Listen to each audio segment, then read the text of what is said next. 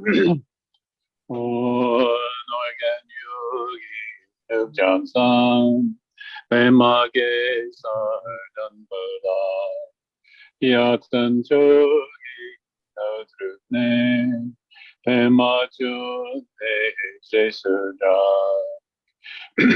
Kodukan Tromanbakur Yadki Jesu Datruki Shinjilapse Shaksu So Guru Pema Siddhihon Organ Yogi Jaksan Pema Gesa Ardandala Yatsan Chogi Nadrupne Pema Jyote Jesudak Kodukan Tromanbakur Yadki Jesu Dakruki Shinjilakshi Shaksu So Guru Pema Siddhihon Organ Yogi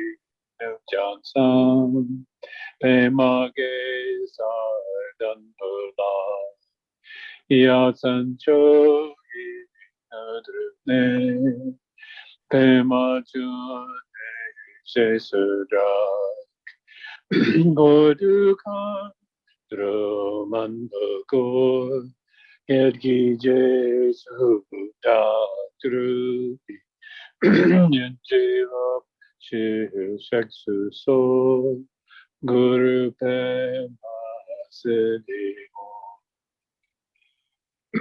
Sorry for the hacking.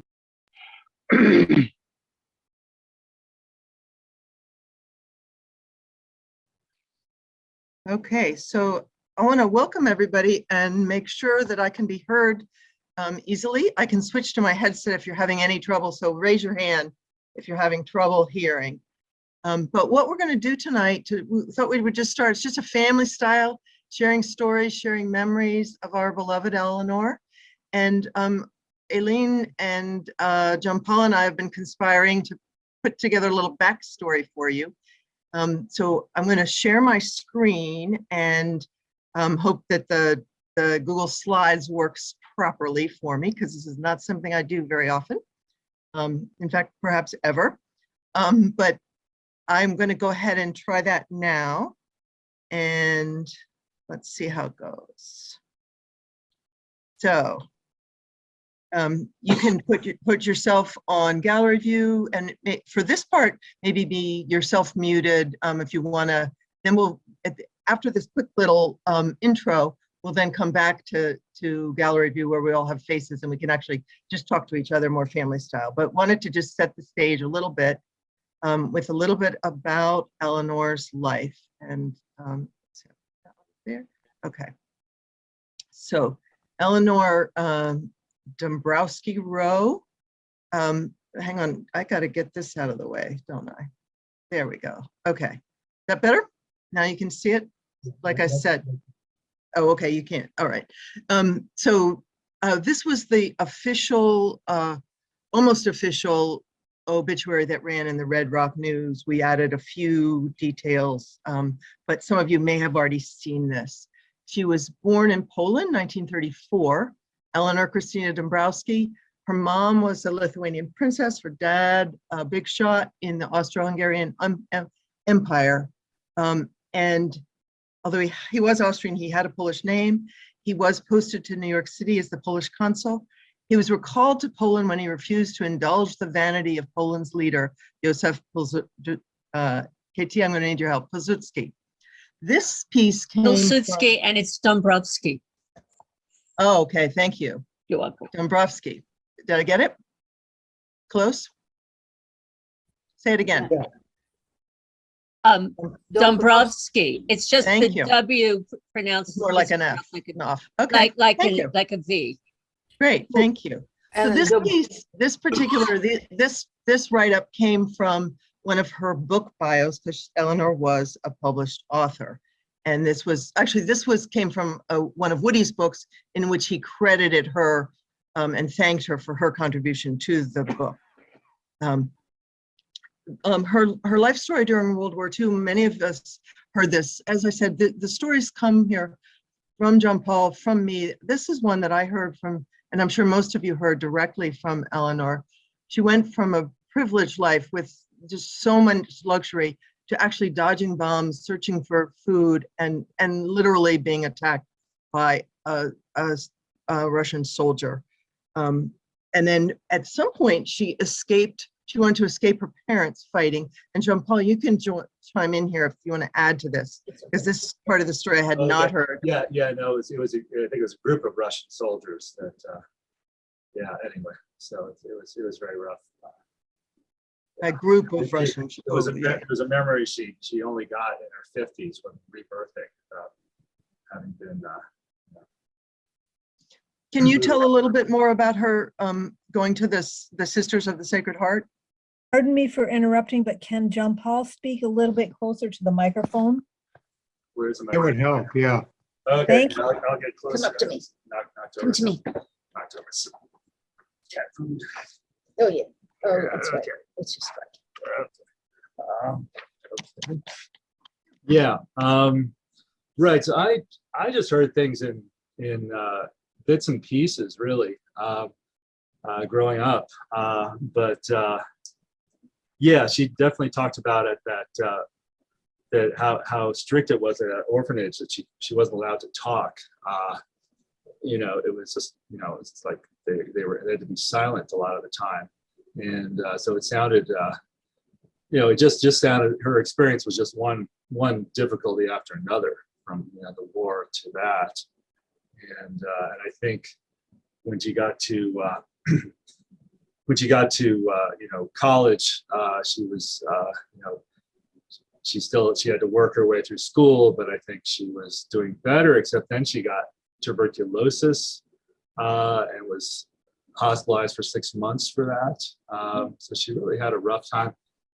And then later she had a burst appendix that went on for many years and was in terrible pain. And then finally, a friend, a doctor, a friend of my dad's parents realized she wasn't crazy and did exploratory surgery when the pain was like, misplaced, or Right. whatever the right word is. It was somewhere else. And she'd had a burst appendix for like 10 years or something like that. Anyway, so it's like she both had an outward war growing up and then an inward war with some health problems. And so she had a lot of rough things. And in the astrology of her chart would say so. People with Scorpio rising often have that. People that know astrology. So, Thanks, Jean Paul. So eventually she did earn her PhD. She published her thesis as a book, and it was fun to actually read this review of it and realize how influential, and it is still available today. In 1960, she met Woody. They were graduate students in Middlebury together. And Jean Paul, this part I just thought was so funny. She thought he was British. And they stopped to get gas on a road trip, and she heard him say, "Fill her up." Right, like, because they were not allowed to speak anything but Russian when they were in school. So that's the only He time. spoke Russian with a British accent. Yes. Well, my dad's Russian was just known for everybody who talked about him and to him of being just really perfect Russian. Maybe, who knows? Maybe that's why. That must have been, isn't that a great shot? Yeah. I'm not sure what age she was here, but I just love this picture, and I put it with the family because it just looked like very happy times with raising Bill and Thomas. And for me, they were down the road from me. They were literally a mile from where I was at the same time, same era. Didn't know each other. Yeah, this was my mom was about 50, 51, because that's when her book was published, the Waiting Games book. The Waiting Games. Okay, yeah, that's right. This came from the Waiting Games. This was a picture from that, yeah. Okay, and this is Princess Ozma that she's with?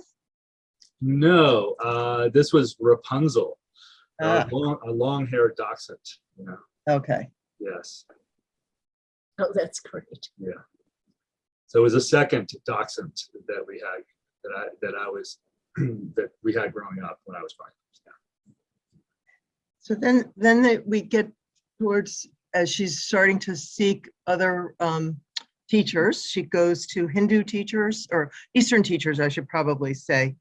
And again, John Paul, do you want to tell this part? Yeah. So this is going back in time now to really when we were living in New York City, and I was so my mom would have been in her 30s, and she we lived in an apartment, and right around the corner was a antique store with a lot of Buddhas and other. Hang on one second, John Paul. I'm having technical difficulty. I didn't know that if you just keep clicking it, you can't go backwards. Right. Why can't I go backwards? Right. I don't have a page back. It Okay, gets hang on. stuck like that sometimes, Mara, on PowerPoint. I'm in Google Slides. I'll just go. I so apologize, John Paul. Go back to, and Yeah. it's not Washington, it's New York, but okay. Right. So yeah.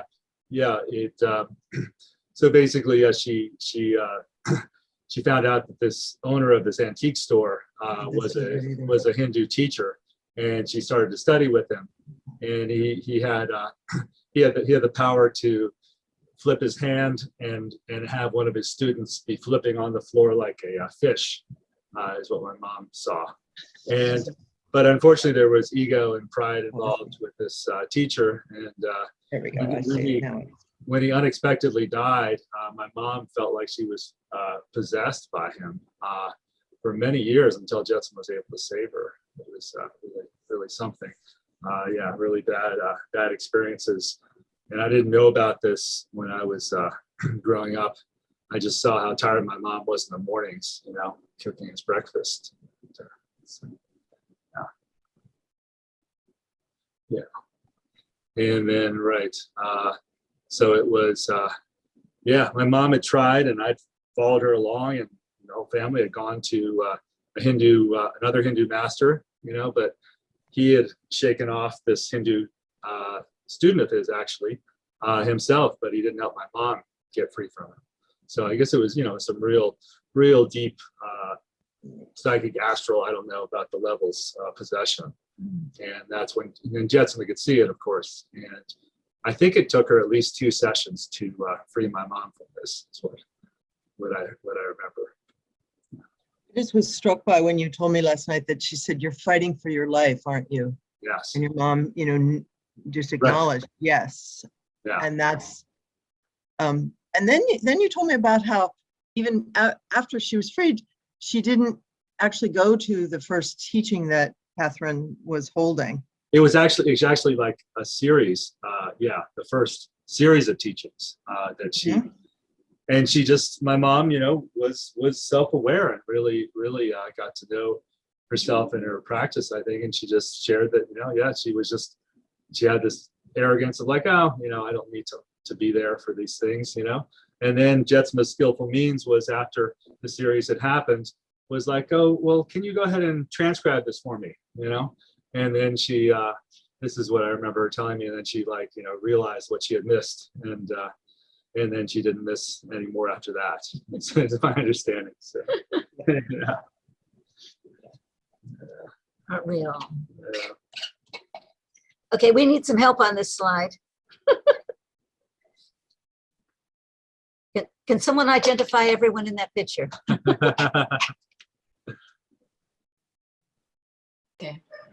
Okay, Briggs in? let's see, left to right. Left. Oh my God. Good. Briggs, Kleber, David and Hannah Devin, Clever. Howard, Kleber, Shelley. And their son. Yeah. Shelley is the No, next. no, that's not theirs. What is it to Wait, that? go back. Sorry, I was trying to be Shelley, clever with the Red. pointer. Jane, Sylvia, Nancy Nancy Robinson, Robinson, who's my college roommate. Eleanor there, me, Yep. Jetsunma, Michael, and Kutira. Oh, Kutira, right. Kutira, Thoroughly impressed. Thoroughly impressed. Yeah, that's good, Lou.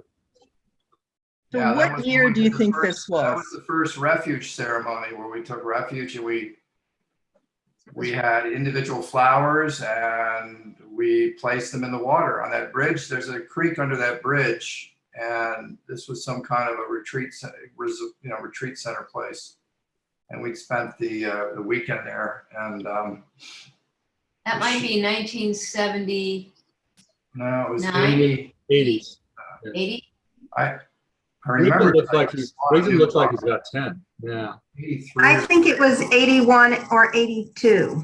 Yeah, something Yeah. around That there. late? And, yeah. 82, I think. And that's when Jetsunma was channeling or oracling, and we had the Ancient of Days come through and give a profound teach. It was just crazy, wild stuff. It was amazing.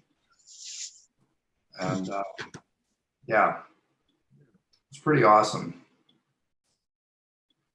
Awesome. Oh my God.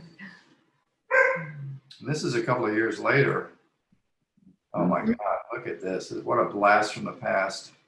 Yeah, it's not a good composite because there's a split down that side that impossible to put together, but I got most everyone Bill in Johnson there. with the mustache on Yep. the right?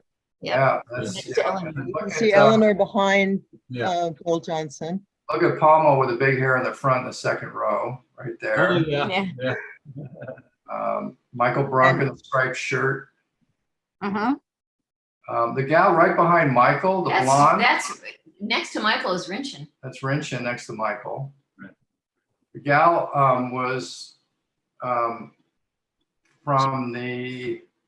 she was a wonderful person. She was from the Amish community, and she was deaf and had been rejected and by them, and had come to all Jetsunma's teachings. And when she got a cochlear implant, that really changed her life completely. And can't think of her name. Was her name Emma?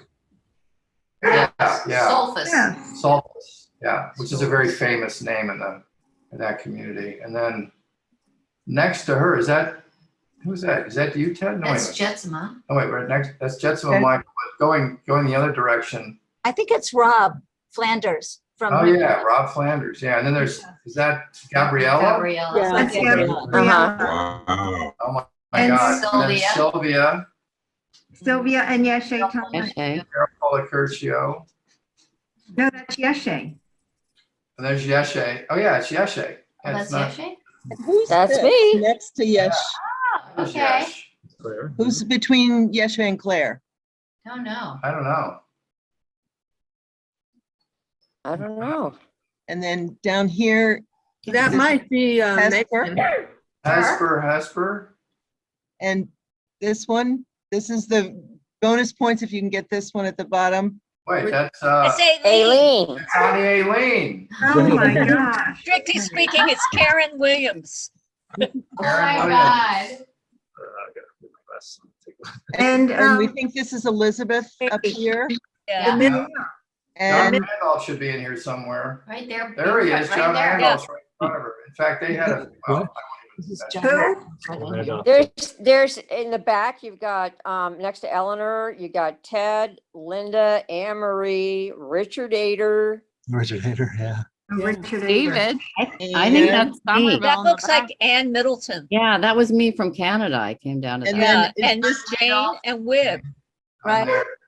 Jane's, that's the one, Jane, that I think you look like one of your daughters. Where am I? Right there. That? That's Yeah. me. That's you, that me. And And Amita David in Renee. the back. Stan Yeah. next to Yeah. Neil Neil, that was Neil, the mathematician. and Sol. Yeah. It's somewhere. Amita Renee is right next to the mathematician. Yeah. Yeah. And then there's Don Allen. Paulton should have And been. this Don Allen. Hulchin's over here to the right. She's just in front of Linda, I think. Oh, Kind of is blonde. that Paulson? I Okay. think so. And who's next to her? Okay, wait a minute. Where?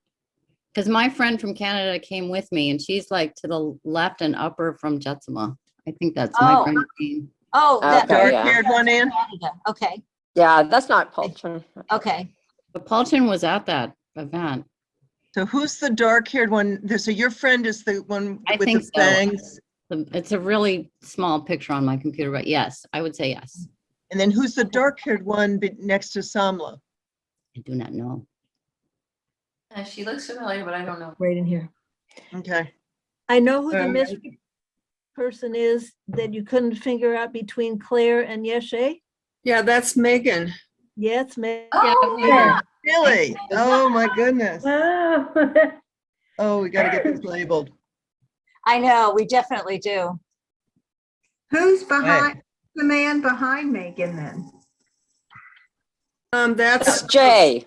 that's Jay. Jay. No, No. Jay is in front. No, Jay's Jay's in here. front. Down there. Oh, that's Jay down there in front.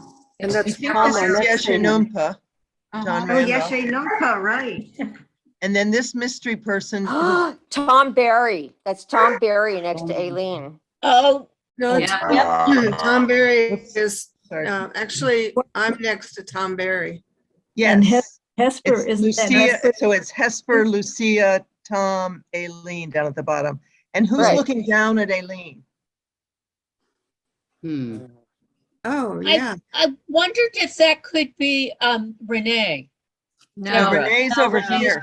Yeah, Where's Renee's Re- over where there is next she? to, oh, there's next to Jay, I right? think that's Jay. Above Shelley next to Lucia. Renee. Shelley? Oh, okay. That's No, that's Shelley Shelley next to Renee. Yeah, I thought that was Renee, but if you look close, if you open that picture up and enlarge it, I swear I see a hairy chest there. what? Yeah. Oh, right. And there is a picture, that picture, Shelley, where you were talking to Renee. Her hair was like that. So that was at Cool Font. Okay. Well, the hair of these two is similar enough that I see what you mean. So maybe I wondered well, if that let's could keep be going. Nick Allen. Keep going. Let's keep going. another one for guessing game. This is Eleanor in her customary role of just making sure that everybody else is taken care of. She fed so many of us and taught us how to feed others. For me, as a new student, she was remarkable because she could, I would say, Eleanor, how do we know how much to make for us? She said, you go into the grocery store and you just make a prayer to Guru Rinpoche that there will be enough. And then you'd get there on Sunday morning and you'd look around and go like, that dorm room has double what it had last week. And she would go to the magic cupboard and pull out magic things and make magic meals. She was amazing. No one went hungry in Eleanor's world. That's so awesome. It's true. So true. So here we have, this one we're pretty sure is Renee. Yeah, that's Renee. Can you guys see the little red dot? Yeah. Yes. Yeah. Okay.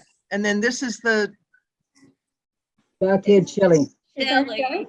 Shelley, I think it dark-haired is. Shelley. And then this is Ani Rinchen. Rinchen That's And Tara. and Tara. Tara. There we go. Ooh. Yep. Is that the Solera? Atara. Oh. Oh. This is a later one of with Sylvia and Beatrice. Sylvia, do you want to speak to this? When Beatrice would come to town, which she did a couple of times a year, Woody and Eleanor and, John Paul, if he was there, and Tom would all go out to dinner. This happened to be, I think, a dinner at Mariposa, where we were in a little dining room. And so this was in more recent years, I would say within the last 10 years for sure.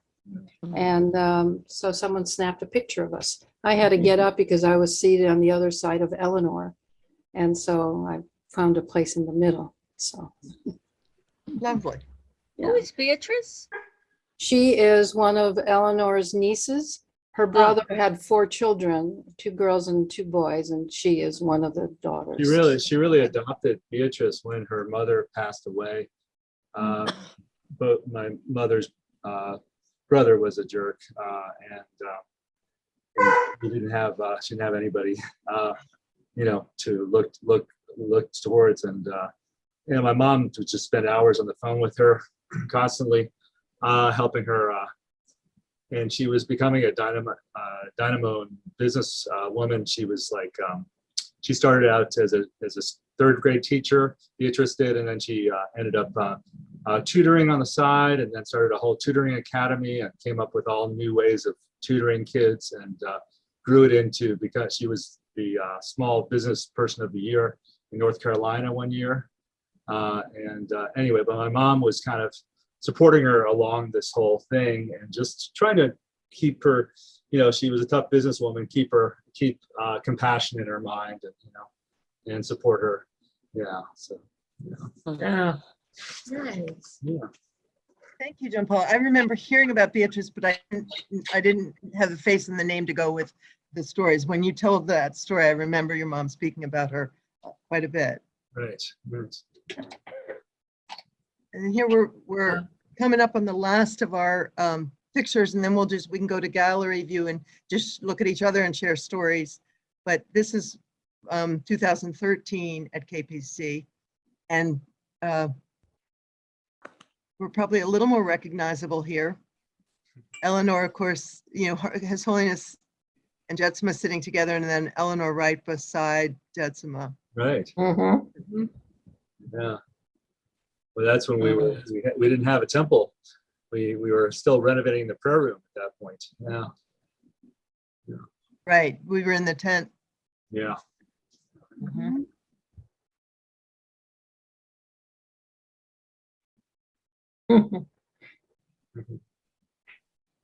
So we can go back to not screen sharing, and now I have to get out of this. How do I do that?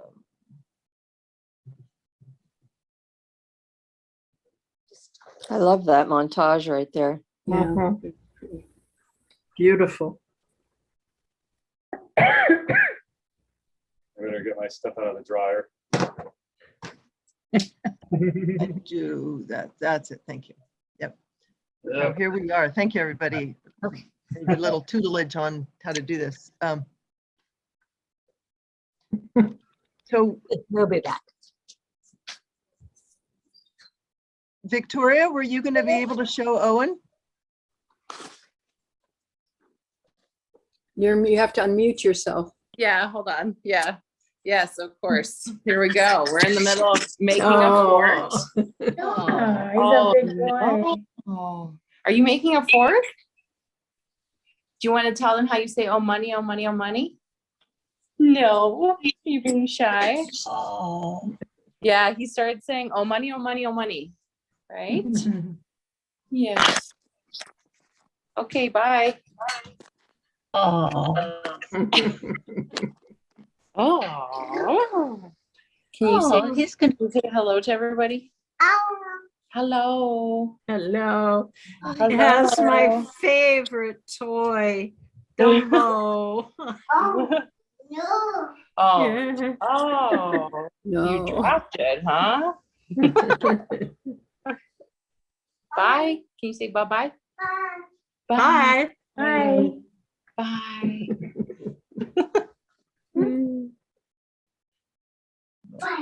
Bye. Does he have a tent?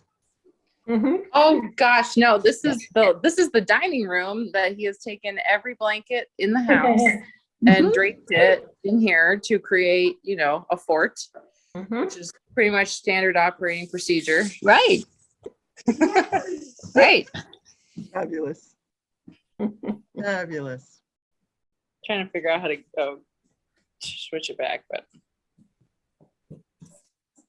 a cute kid. Thank you. He's beautiful. Oh, thank you. Yeah, he's a handful. Right? This is season, nearly 2, right? Yes, we're almost at the terrible 2s, so. Victoria, I know you said you might not be able to stay. Do you want to share anything before you have to go? Sure, yeah. There's one story that came to mind when my mom was telling me that we were going to be celebrating Eleanor's life. So when Drew and I first got our very first apartment, Eleanor and Woody called us up and they were like, we're moving back to Sedona. It would be a huge favor if you could come and take anything you want from our apartment so that, you know, we don't have to bring it to Sedona. And we were like, oh, I mean, are you sure? Because clearly they were doing us a huge favor. We didn't have a stick of furniture and, you know, anything at all to our name. And we came with like a little truck, and Woody and Eleanor were, of course, like, what do you want? What do you need? You need like blankets. And literally this blue blanket right here was one such thing that Woody and Eleanor gave us. You know, it's just like all these really wonderful basic essentials like dishes and blankets. And they were just always so gracious and generous to us. And they even wished Owen a happy birthday on his first birthday, like called, you know, said hello. We're always just kind of like, you know, family to us. So Yeah, Sweet. that's great. yeah. Wonderful. Yeah. Nice. That's so sweet. So Yeah, we'll stick on for a little bit longer, but we're going to start dinner soon. So if I drop off, it was nice to see everybody, and great job with the slideshow. It was lovely. Good to see you too. Wonderful to see you, Victoria. Yeah, great. Say hi to Drew. So we don't have any particular order that we need to go in at this point, but we could do it Quaker style and let people speak as the Spirit moves them, or we could do it teacher style and I can call on you and put you on the spot. I'm good. Why don't we do both? If people want to speak, and then when nobody's speaking again, you call on us. How's that work? Why not? I Norma, the first part only. I have two. I have two words, Eleanor. So Go ahead, Ted. everybody else should mute. Pressure cooker. Did anybody remember Eleanor cooking with her pressure cooker? She loved that thing. And I started to, you know, I'm the kind of person that anytime you can use a tool to do something instead of doing it by hand, I'm for it.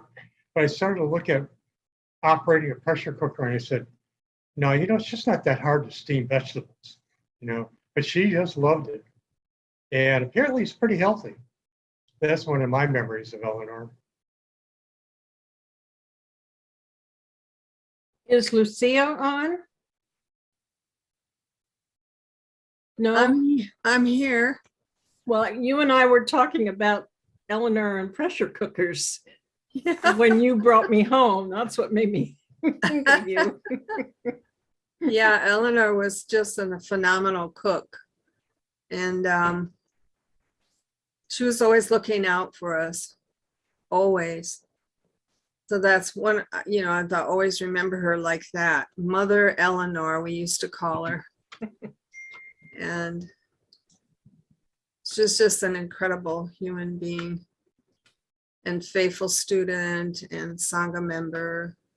Loved us all equally, like we were her own, really. And I remember the big pots of lamb that she would make, you know, lamb, like huge amount of lamb with mint jelly and also her chicken salad that she would make, curry chicken salad with, I think, apples or cranberries or something in it. It's so good. Yeah. I remember her zucchini casserole, and I've never been able to replicate it. Yeah. So good. So good. Which casserole, Jane? Huh? What casserole? A zucchini casserole. It was cheesy and zucchini and Yeah. I brought something to share, which is, John Paul will remember this. This was published originally. It's called How to Get Rich, Powerful, Healthy, and Sexy While You Wait. And she originally published this, and I'm not sure exactly when. Maybe it's in the front. I can't remember. Yeah, copyright in 2012, and then we redid it. We did a new version of it, and I had a lot of fun working with Eleanor, putting this together. You know, like updating it, and so you know, It's actually very funny. It has very funny cartoons in it that are hysterical. And Quite famous for yeah, there's a very famous New part. York. New So she Yorker tells cartoon. things that you can do while you wait, and it's so well done. So like, tone and strengthen your thighs while you wait. Or loosen up your shoulders. Or let's see what else we have So here. before cell phones, everyone's just on a cell phone now when they wait. Yeah, Yeah. yeah, it was before that. Yeah, we got a cell This phone. is the 80s. Yeah, exactly. Decrease muggability. Let's see. It's so funny. Revitalize your spine. I mean, the pictures in here are so cute. It's a really cool book. It is. It's very cute. Putting your subconscious to work. So anyway, it was really fun. And so if you've never seen this, I don't know, John Paul, do you still have this? I'm not sure I still have a copy of it, but I was remembering how I was talking with my dad about how she was on local TV shows and CBS Morning actually about the book. And the final question the guy gave her was about, well, how is this book actually going to help me become rich and sexy and, whatever, like he said that, to her at the end.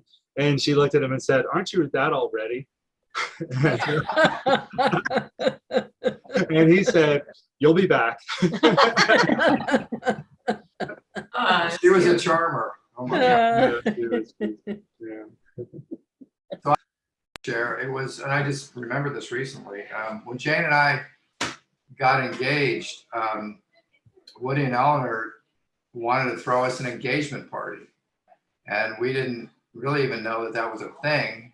But the thing about Woody and Eleanor is they were just so, in a way, just so enormously gracious in a very kind of a traditional way that they took it upon themselves to feel responsible for honoring us or acknowledging us by throwing us an engagement party. And they had us over for dinner with a few folks, and of course her Eleanor made the meal, was phenomenal. And I remember just, it was incredibly sweet and beautiful and just a gracious evening. We just felt, honored and upheld and loved, and totally unexpectedly. I mean, it was like, okay, well, gee, an engagement party, I guess we should really go to that, because I think Woody and Eleanor, just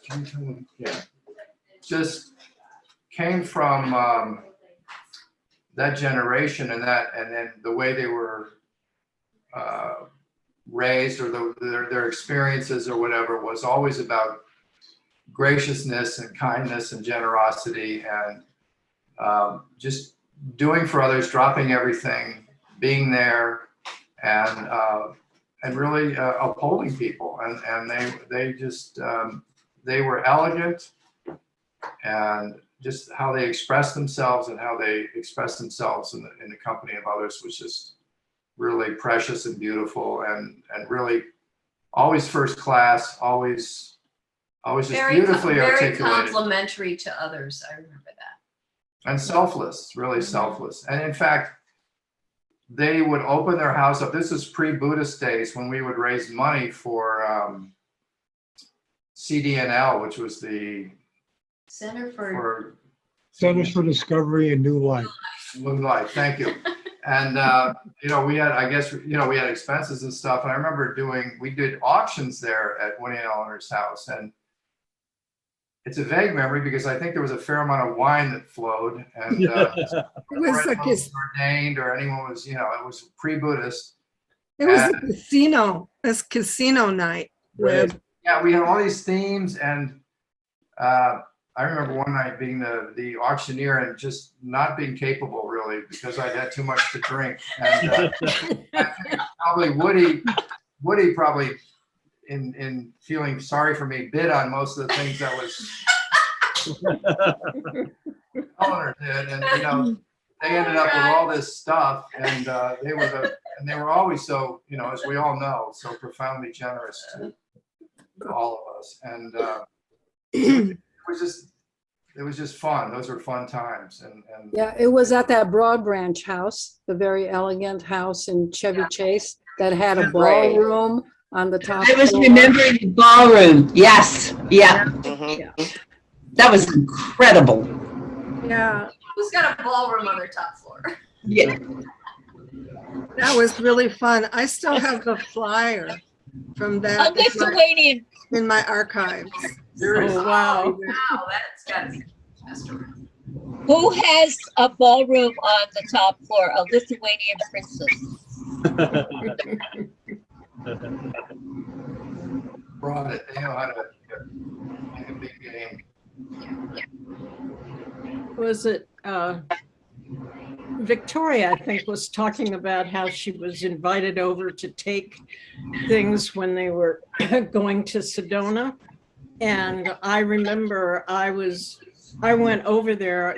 They asked us to come and kind of watch the house so things didn't get stolen. And some of the doors were closed that people weren't supposed to go into. And of course they did. So we were kind of the security guard, but also Eleanor was like saying, hey, this or this, would you like it? And she was just incredible.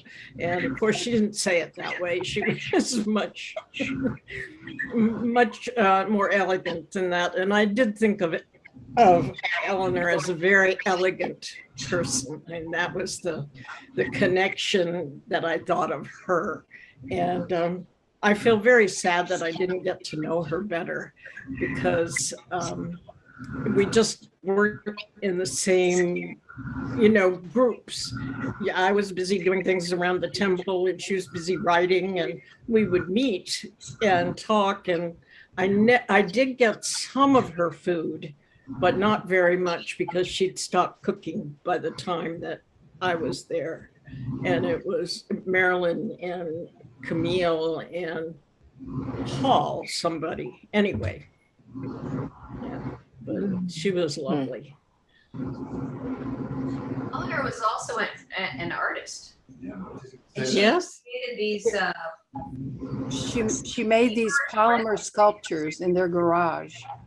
She was able to transform anything into, she's very, very resourceful and clever. And she turned her garage into an art studio. And she made incredible sculptures and paintings and was able to sell them in Florida, actually, when they used to go to Florida in some part of the year. And she was represented by a gallery there. Quite successful. Just decided to do that one day, just become an artist. And then it was always about, I think, trying to create proceeds for the BBC fundraising. And that was always her motivation. Yeah. It was the Door to Liberation series. That's right. Did a lot of symbolic meaning with that meaning to it. Yeah. And wasn't it plexiglass too? And plexiglass. Yeah. Abstract shapes that had deep symbolic meaning, so that someone would then have the blessing of that. Yeah. When they purchased the art, I remember, and she could tell you amazing things about the piece of art that. Yeah. Pretty incredible, really. Yeah. And I don't know if any of you did this, but one time I went over to Eleanor and Woody's house, and she was making beautiful, actually, Christmas ornaments using that polymer abstract technique. So some of us, I made some with her, and it was just so much fun, and she was gifting them to people. So she used that art and the polymer, and it was a very, very, she created the technique. It was a very innovative technique. Yeah. Didn't she make empanadas? No. Okay.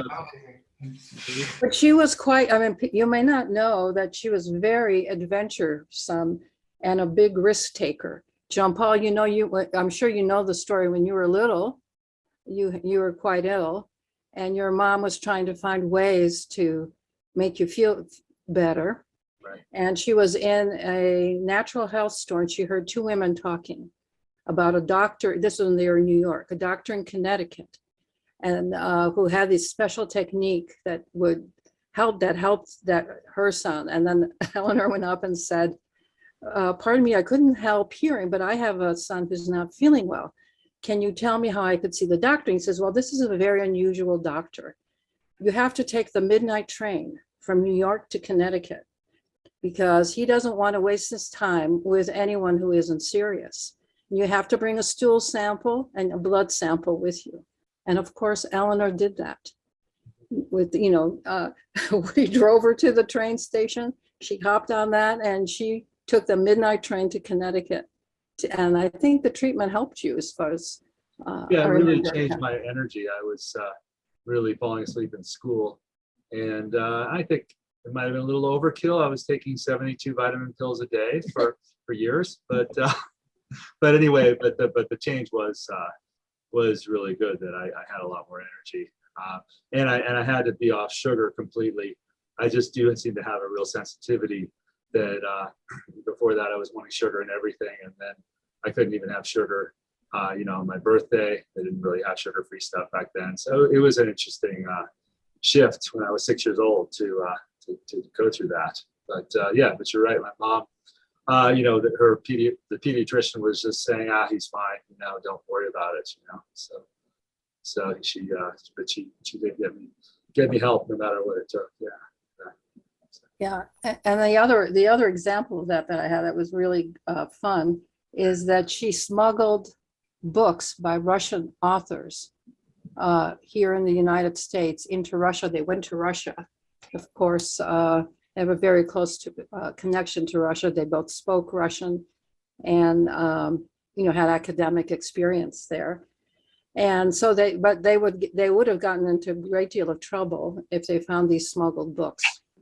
So Woody had written a book, I can't remember the title of it, and she got several copies of it, maybe half a dozen or more, and she put them on top of the suitcase, okay? She was going to use that as a distraction technique when they went through customs, which actually worked because when they went through customs, the guy says, well, do you have anything there we should know about? He says, well, you should know my husband. He's a really very famous Russian writer in the United States. But I have a number of books. Would you like me to get one autograph for you? And the guy was so taken aback that he just waved them through. So they were able to get these books. She was a survivor. She really knew how to. She was very witty, and I think your dad has told me she used duct tape on everything she needed to fix. And she found very resourceful way. She was in a car accident, and then she repurposed a room with pulleys and things so that she could be pretty much self-sufficient except for meal making. So Woody would bring her her meals, and she could really sort of run her life from the small room with all these pulleys that she created. And she was remarkable. I remember that. Yeah. That was in the house over by the golf course, right? In Potomac. Right, exactly. Yeah. I remember visiting. Yeah, they called it the cave. She had a cave, and she stayed in the cave until she was better. Yeah. She was also extremely knowledgeable about every teaching that Jetsunma ever gave. I remember that you could, just off the top of her head, she would start, saying this teaching, and it was at this time, and it was really she just completely absorbed all these teachings and could talk about it in an instant. It's very, because I remember having conversations like that when she was sick and in that, pulley room. Yeah, well, she's very devoted. I think devotion was one of her greatest qualities. She was a devoted student, a devoted mother, a devoted friend, and a devoted Sangha member. And she would listen to Jetsunma's teaching all the time, and constantly. She would replay her teachings, and Woody and Eleanor edited a book of Jetsunma's teachings that Jetsunma authorized them to do that. So it's because she was so imbued with Jetsunma's teachings that she could do that for. And my dad would said that Jetsunma had said that she knew her teachings better than she herself did. Jetsunma. That's what Jetsunma said about my mom. So. And I got to see it in work when I So I was trying to finish up undergraduate work at University of Maryland. I was doing part of these different groups. I was, living a pretty carefree life. And then I heard my mom had the accident with her 2 feet, broken both her feet, and was, at home. And so I wanted to go see if I could help her out. And so I go in, and not only does she not need any help, I realize she's happier than I am. And so it was kind of like I'm thinking of how the Grinch, tried to steal Christmas and then realized that there was something deeper. I thought that the breaking both your feet would steal your happiness, but no, there was something deeper there. And she was happier than I was. And so that was definitely a step towards, my own deciding that, maybe I should check this group out. I got to see her go from a little fanatical at first and then to just serious and happy, as a member of the Sangha. So, yeah. Woo. Nice. So I have a memory that I wanted to share that bounces off of that, actually, that sometime after I got sick, like in the first year or something, I think she was on a prayer shift and I came in, in Sedona and something, and I was in just awful shape back then, and I was feeling sorry for myself and kind of listing everything I was going through, and Patrick, stop. And she listened so compassionately, and she was so humble that, I didn't even know any of this other stuff about her past. She had tuberculosis, that she was, digging up scraps, and, I didn't know any of that until tonight. And all she told me was the story of her breaking, the car accident, breaking her feet. And, and she said, yeah, and she was like really, just like really chill as she told it, and really, relaxed. And she was like, yeah, and I just sat around and prayed a lot. And, and she was like really happy telling this story. She wasn't like, oh, it was so bad. And it was, because I was like really caught up in the thing. and I remember just being like, well, that's a whole different way to look at this, like, I mean, my family, Greek family, it's like, it's a big, horrible drama when something happens. And so, so it was like, this is like totally alien, that, and I think that's the first time I saw that in my life, that it was like, that you could have something, bad happen to you and still be like totally happy and just find another way to be happy in your body, and it was so profound for me. And it was like, she was so humble, to not go, oh, you think this is bad, look at what I've been through in my life. She didn't list off any of that other stuff. She didn't, she was just like if, for all I knew, she only had one bad time in her life, and that was when she broke her feet, and that's pretty incredible. I forgot a detail about it, actually. What's that, John Paul? Yeah, I forgot a big detail about it, actually, was that when it had happened, Jetsunma told her, see this as a blessing of the Guru.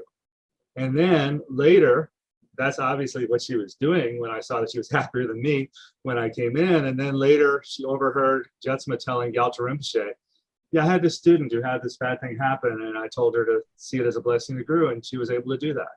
So. That's what she overheard. I was going to say, there was another accident that some of us might remember. And Eleanor was making lunch on a Sunday, and she came out to the temple, and something happened where she slipped off the side of the road, and she'd made meatballs. Oh, no. And the meatballs went throughout her car. When she arrived, there were like meatballs all over her car. And it was, I mean, there was part of it that was funny, and it was, I mean, the whole thing was She hurt so herself. ridiculous. Did she hurt herself? Yeah. Susan? I can't remember. I remember she I would. think that was the same story with the feet, actually. Wait a minute, that was the meatball? Was there I think feet? so, yeah, because she got it in her hair and everything, and yeah. Oh I think my it God, I was. never broke her feet then. Yeah, yeah, the same Oh, accident. it was And a then- meatball. And she would still come and hobble to the temple, you know, with a brace on her, a boot on her foot, and keep cooking, and you know, she just. I don't remember that. Right. That when her. Wow. Oh my gosh, she was such a trooper. Yeah, it's all about the food, really, making the food. For Getting the food to the temple on Sunday. Yep. John Paul, I have a question. Uh-huh. And I don't know how old you were when she first connected with Jetsunma, but how did you see her change from when she, first became a student of Jetsunma's throughout her life? How did you see her change? Yeah, so she actually hooked me up with Jetsunma at the same time with consultations. It's just that my road was, kind of off for a while. And then I finally got serious, many years later. But so then I got to watch her, first just be, I thought, just going off the deep end, with this group. What the hell is she doing? And everything. And then I got to see her stabilize with it and be happy. So I got to see kind of, that she just was so, passionate, like a new student, can be a little, maybe, very enthusiastic to the point of like, whoa, look at everybody else. But that's how I felt like. But then I saw her gradually stabilize with it. And then, and it really was one of a few stepping stones for me to get serious, was to see her, handling that situation with her feet in the way she did. So it was one of a few things like that did that. So I guess that's really it, was that I know she still struggled. I mean, Jetsunma made everybody do the 12-step program, and Jetsunma said, your biggie is pride, Eleanor. She said that to the whole group, and that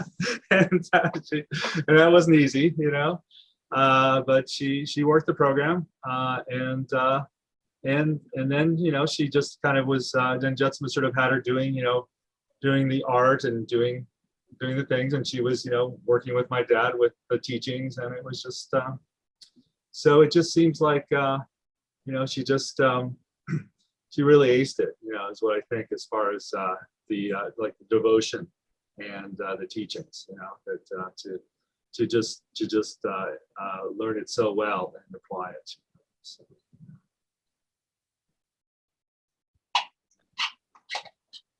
And then just a little detail was that the man I call my old friend Sam, the man who read 1,000 Dharma books, because he loves to read Dharma books, but he pointed out that my mom had a wart on her left hand, which is a sign of spiritual accomplishment. So it didn't surprise me, But anyway, a little detail. There you go. Yeah. So. How's Simple? How's Woody? Oh, I think he's pretty well. I mean, my brother, I talk to him every 2 or 3 days for a while, and he seems to be pretty well. And then my brother and his family went to see him and spend time, and I know he enjoyed it. But I think the good thing is that he really is a bit of a loner, and he has his writing. He's still writing another book. He has his meditation and his prayer. He has a 7-line prayer going all the time, and he likes to watch sports on TV, and and he has his family. I think he's really doing quite well. It's something that I was really concerned about how he would do. He talks about grieving as a very private thing, that he just doesn't want to do it with anybody else.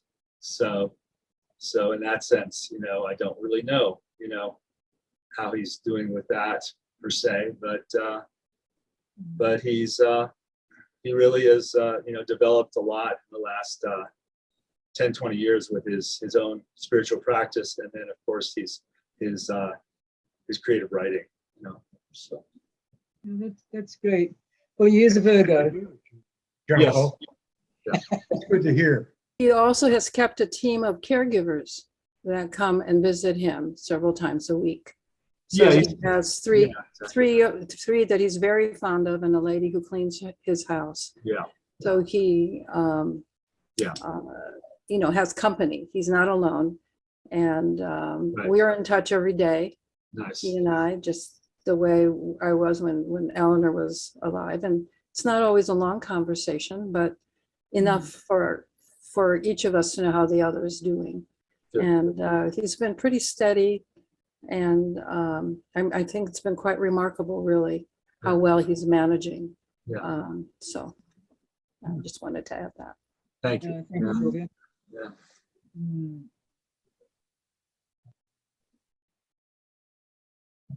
I just wanted to say that I always looked up to Eleanor in this way where she just was so elegant and a little mysterious. And I don't know, just as a young kid, just being like, that lady was a princess. And like, that was huge for me, just to be like, I know a princess, straight up. And then so close to the Somervilles, I got to see and just like learn more about Eleanor and Woody through them and their closeness, and like seeing their, connection with them, and then just like extreme generosity. Like I felt like they just have always saved the day in so many ways. Just being like, wow, their generosity has literally been endless throughout my whole life. Just being like Eleanor and Woody, Eleanor and Woody, Eleanor and Woody. And yeah, so that's always been just a beautiful thing. So I just wanted to share that little piece. And I was in Sedona while she was getting close to passing, and just walking around the stupa and knowing that she was so close felt really special to kind of be there at that time. And just kind of be in Sedona at that moment felt really, and Kelly was with me too. We went to the stupa like every night to pray for her, and that felt really special too. So yeah. I mean, one of the things Jetsunma said was that the land that the stupa is on would not have been possible without Woody and Eleanor. And so one of the things that happened before she passed is that she wanted to have a plaque dedicated to Eleanor and Woody and for their generosity. And so there now is a beautiful plaque at the temple. I don't know, Olin, is it installed yet? Yeah. Yeah. That would be great to share that so that people could see it. It's a beautiful He actually went to close the stupa, okay. but I think he posted it on Basecamp. It's on Basecamp. It's on Basecamp. Yeah. So about the It's plaque. on the website. Okay, so about the plaque. So it got ordered, but it's this beautiful. I mean, it's so stunning, and but it takes a while to make it. So in the process of when it got ordered and when it was going to be delivered, Eleanor is getting very close to passing. So here's Olin, and so he called the company, and he had a facsimile. They said, "Oh, we have the thing for you. We'll make this up and we'll get it to you." It was on, it was not the plaque, but it was, there. And so they told us, "Oh, we'll be there on Friday." So it was shortly after the tax season. We decided we're going to go out to eat because I have clients, and I'm like, listen, they spaced it still. So here we are, we're out to eat, and we get a phone call. And we had the plaque already. It was going to be delivered in the morning. And Jetsunma says, "No, you have to do it right now." And we're like scrambling, like, how are we going to do this? And I just looked at Owen and I said, "This is a dinner." We had the appetizer, we had some soup, and they came to our table and I said, "Could you pack this up for us?" And they're like, "What?" I mean, we were at Renee's, and I'm like, "No, really." I said, "We have someone who you know, we don't know how long she's going to live, and we have to get something delivered for her. They were very gracious. They packed it all up. We left. We had someone was actually at our house. She must have been doing something because we left. So we called her and said, meet us in the Bashas parking lot, and grabbed, it was still in the cardboard because we were protecting it. And we're like, hurry up, you know, because we just didn't know. John Paul was there. Yeah. Martha brings us the plaque. We get over there and had just this incredible moment. We did not go in, but Woody and John Paul came out and we gave him this plaque. And Eleanor was conscious. You know how before you die, you have those very conscious moments. So they were able to take it in and she saw it. And I'll tell you, it was, even though we didn't go in, it was just, we were so blown away by just being there and seeing it and knowing that, you know, it's one of those things where Jetsunma said right now, and Olin's the one who got the phone call and he's like, whoa, man, when's the last time we went out to dinner? I said eons ago, but it's only a dinner. So, I mean, it was just the thing. And I just said to him, we'll just eat it at home. So it was just so sweet to see that, you know. And so it's kind of like I looked at this and said, of course it happened around food. That's Eleanor. You know? So for me, yeah, but that was really special. And if you haven't seen the plaque, you should go look at it. It's very beautiful. It's been installed. You know, it's at the stupa.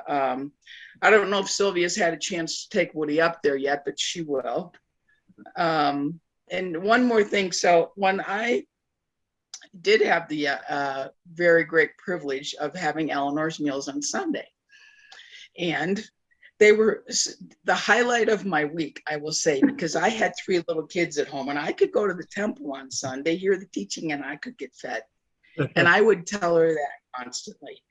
I mean, it was great. I could sit down, I could eat, the kids could get fed. And I'm like, how much better does it get? You know, so for her to have that really memory of, you know, so I always try and like mimic that, like who needs food? What can we do? So it was just a really great example. So I have very, very fond memories of Eleanor and what she did for people. There was somebody that. So Sylvia, did Sylvia, have you taken Woody up there yet? Oops. Someone's Oh, gonna put it up There it is. There it is. Oh, I wish it was closer. It is just so beautiful. So beautiful. Oops. Yeah. So the rumor was that somebody at the temple had or a visitor or someone had said, like, you know, you really got to go to that Buddhist temple because the lunch is so good on Sundays. That was like that was the pitch to go to the Buddhist temple. There you go. That was more often than you believe. There were people he'd sit with who really had come because it was lunch and the way she made it so hospitable that she was nurturing community as well as bellies. Well, that's how the community grew, really, because there were days when there were 70 people that would eat lunch there. And, you know, we had multiple tables, and then we would talk about Jetsunma's teachings, and that's really how many people spilled over onto the lawn. It was huge. And like I said, for me as a new student, I think of that now because I came when she was the age I am now, approximately. And she just was so kind in the way she taught those of us who were on her food team about how to prepare food with that generosity and with the spirit.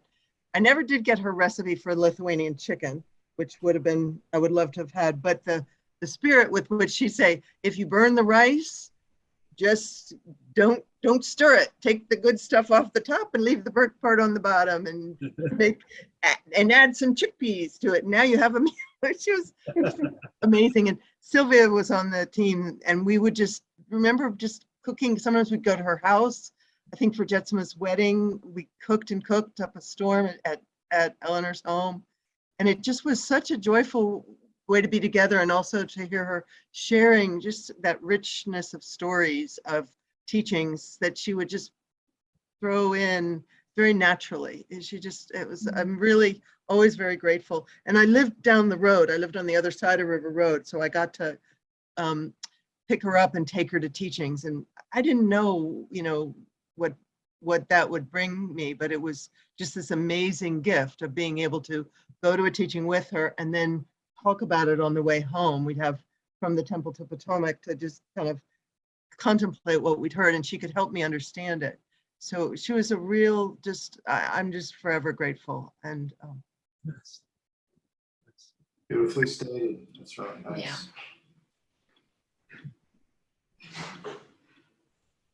Wow.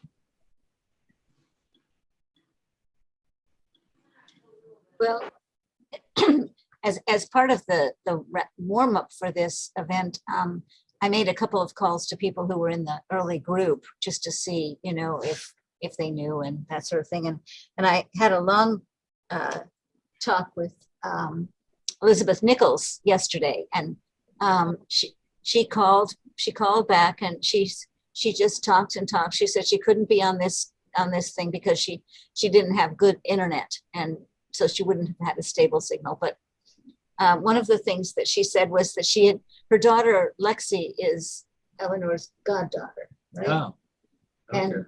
And so she said she called Lexi to say, hey, your godmother just passed. And Lexi said, well, that explains a lot. She's standing right here next to me, covered in rainbows. Oh. That's right, because she's a medium. Is Right. what my dad told me. Yeah. Yeah. Wow. They both are. Wow. Right. So, Wow. so it was like, I thought that was very cool. And apparently she called Woody to let him know that, and he was happy to hear it. Yeah, And- he told me that today. Yeah.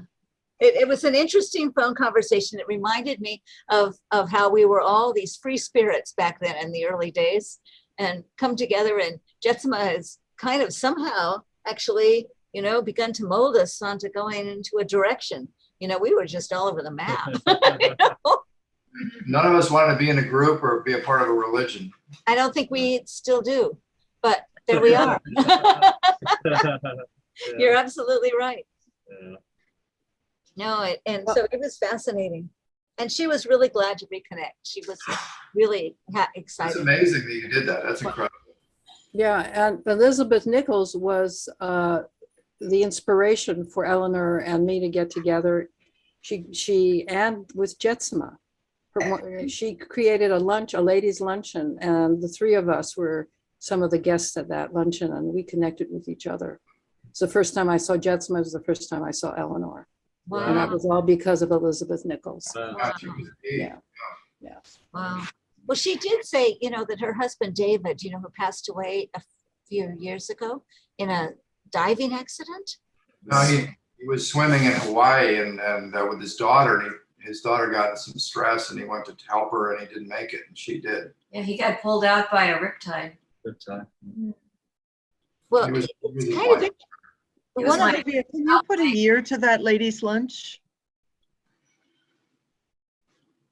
Yeah, what happened? 1981. Yeah. 1981. Okay. Thank you. Yeah. Wow. I want to say that Eleanor was also a real trooper in her going to retreat in upstate New York. Right. And I know Norma and you, Sylvia, and Ayla, weren't you all in the same class together? And I just felt like, she was older than us. And going to upstate New York is pretty rustic, and she was a real trooper throughout all that. I just admired her for that.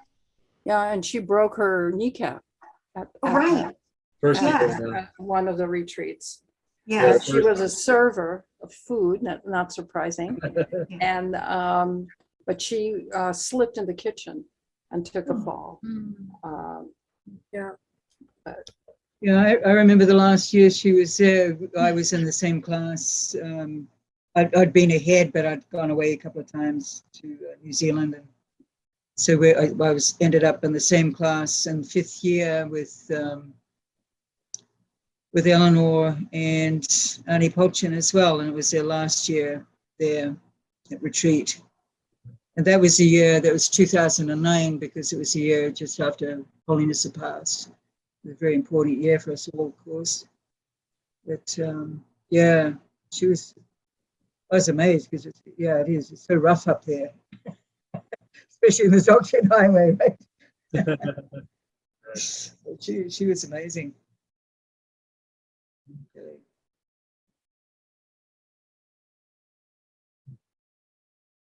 Okay. When Eleanor broke her knee, I think John Paul and I took her to the hospital, and Woody actually hired a private airplane to fly her home. And I had the good fortune of being on that plane ride home from retreat. It was really incredible. And it was just an amazing experience to be there with them. And of course, in her typical way, she wasn't complaining at all and trying to take care of everybody else. And I just remember flying in over Sedona. If you've never seen it from the air and you get the chance, do it. It's wow, breathtaking, beautiful. But Woody just adored Eleanor, of course, still does, I'm sure. And to go to that extent, he just I was like really impressed by that. I have to say goodbye, but it's been so wonderful. I'm happy to be with all of you and share Eleanor, our stories about Eleanor. So it was right, even up until the time we left Sedona, Woody and Eleanor were taking, the Sangha out to dinner, which was really nice. I mean, it was a really nice time to bring us all together in one place and to have these lovely meals together. Right. And that happened quite a few times. Very special, I know. really sweet. So we miss her, and we miss Woody too. I was thinking that for this gathering that we should all make sure we go eat something really nice and dedicate it to her. It feels very odd to be getting together without food. Well, Lily and Tara have been making food in the background, and that's why we're. And Kelly's here, so we're about to go chow down with them because we. Perfect. That's celebrating. We will dedicate. We'll dedicate it to. I think we're kind of wrapping up here, but if anybody else has anything to contribute before we dedicate. Norma, you're speaking, but we can't hear you.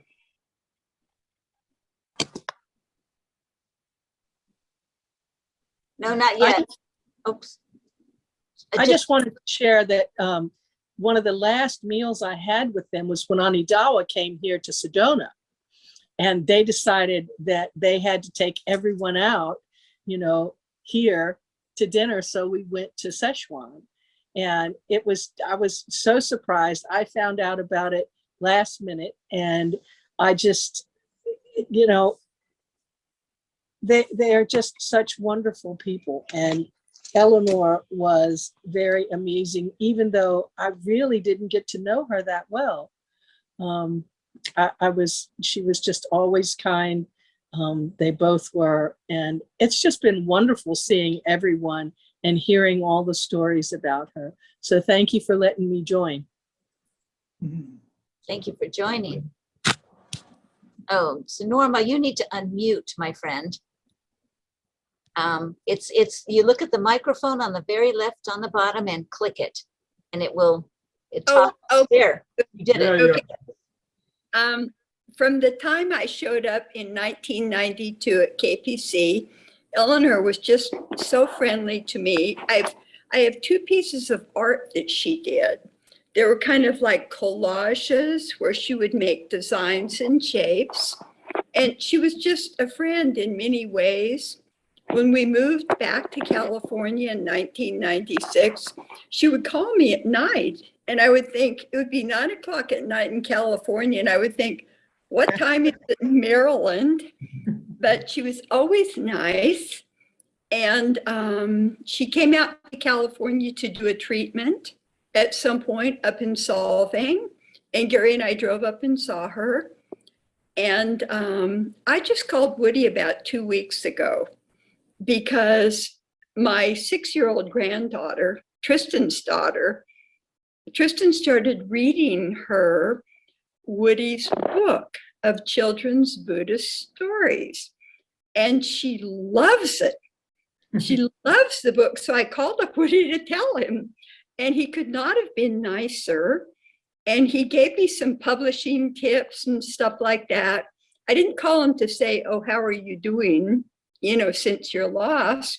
And he gave me all sorts of advice. And I said, I may call you up and pick your brains about other things. He said, great, call anytime.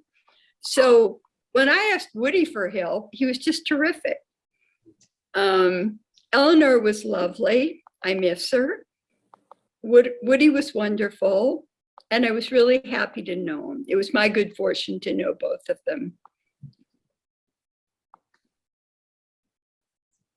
Well, it's readers now.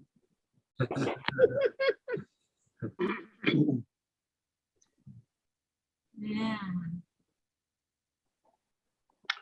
I would say that Eleanor and Woody, their kindness towards others lives on through John Paul. Yes, that's true. Yeah. World's biggest heart. Yep. You don't play. And the chickens agree.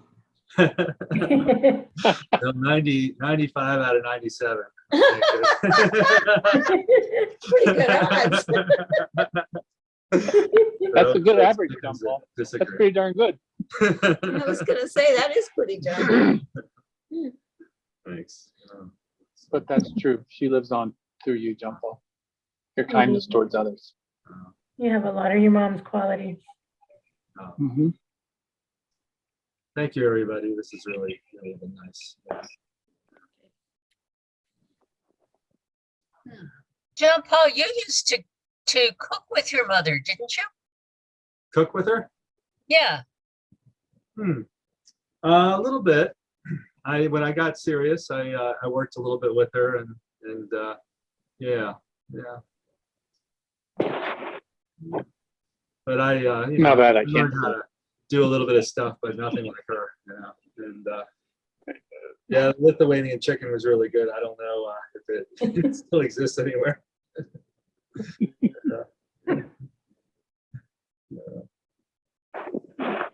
Sylvia might know that. I don't know the chicken, but I know the lamb came from Adele Davis. She was very proud that she was able to cook from her book. Oh, yes. There's, she does have a recipe for that. Mhm. And it involves slow cooking. And even, children like it. I used to make that lamb dish for the girls when they were growing up. Mhm. It's covered with lemon and onion, so it doesn't have that lammy smell that can fill up a house. It's a really nice aspect of that too. Yeah. And the Lithuanian chicken is cooked with the bones in it. She used to always say that got all the nutrition slow cooked with the bones and a dill-based sauce, dill and cream-based sauce, I think. Yeah, it was sour cream. Very sour good cream. dill, Yeah. Oh, I might have to just. That's kind of the Polish sauce is dill and sour cream. Oh, okay.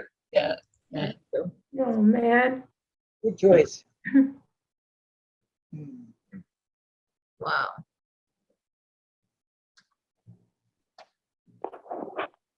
I'm kind of noticing it's getting to be 9 o'clock. Should we dedicate, or does anybody else want to add final thoughts? I don't have anything really big. I have mostly superficial stuff, but fun stuff. Is that when when I was in Michigan and visiting a lot, I heard about this lady and Willard Water. And she was always helping people as much as she could, not just with food, but with supplements. I remember I knew about her before I met her because Lucia had passed on Louise Hayes' information about what the thought thing is behind the ailment. The physical manifestation has a thought behind it. And that I found very useful. And so I knew Eleanor before I ever met her. But then when I did meet her, she was just so caring. And when she hired me at one point to help clean her house, and she was just always so generous in whatever way she could be. She knew I wouldn't take money, but she would hire me and then she could give me money. So she was always taking care of somebody. So anyway, just a big heart. She always tried to find ways to give. She was very creative in that way also. That's all. Lovely.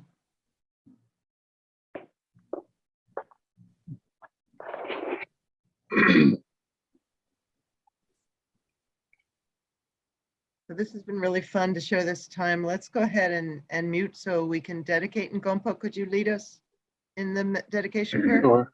Sure. By this effort, may all sentient beings be free of suffering, and their minds be filled with the nectar of virtue.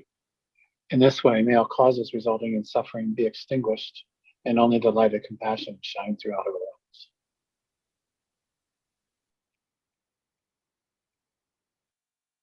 Thank you, everybody, for being here. I'll stick around if anybody wants to keep it open. Jean Paul and Aileen, are you guys good, or you're going to stick around for